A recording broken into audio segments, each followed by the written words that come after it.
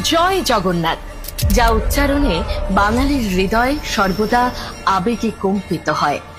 সেই জগন্নাথ দেব এবার আসছেন আমাদের বঙ্গের পুণ্যভূমিতে।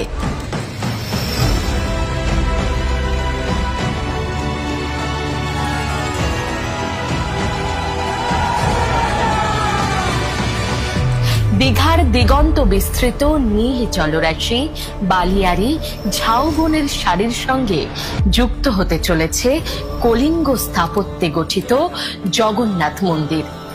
মন্দিরে প্রবেশের জন্য রয়েছে 4টি দুয়ার।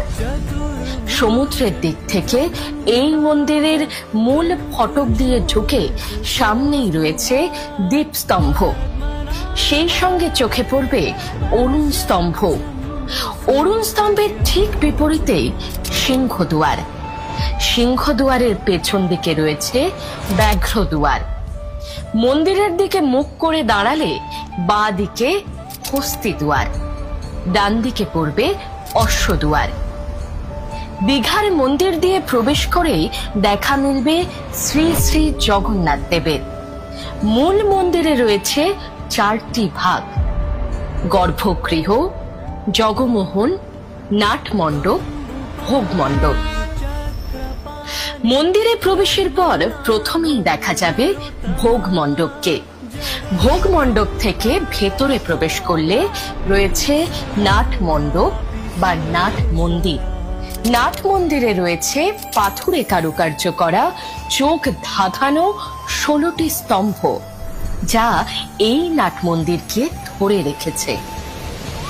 নাট মন্দিরের পরেই রয়েছে জগমোহন, যা দাঁড়িয়ে রয়েছে 4টি স্তম্ভের ওপর। নাট মন্দির ও ভোগ মণ্ডপের মাঝখানে রয়েছে গরুর স্তম্ভ। গর্ভগৃহে তৈরি করা হয়েছে বেদি, যেখানে একসঙ্গে আসীন হবেন মার্বেলে তৈরি জগন্নাথ দেব, বলভদ্র ও সুভদ্রা দেবী। তবে রথের দিন দারু মূর্তি নিয়েই হবে রথযাত্রা। এছাড়াও মন্দিরে থাকছে জগন্নাথ দেব, বলভদ্র, সুভদ্রা দেবীর শয়নের জন্য 3টি সুদৃশ্য খাট।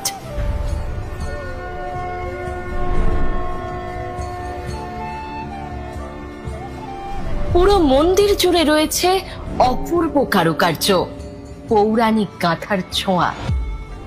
আগামী 29শে এপ্রিল মন্দির প্রাঙ্গণেই হবে মহাযজ্ঞ।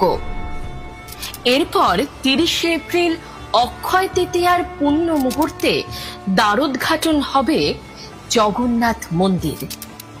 এই দুদিন প্রত্যেকে সাক্ষী থাকুন আধ্যাত্মিক দর্শনের।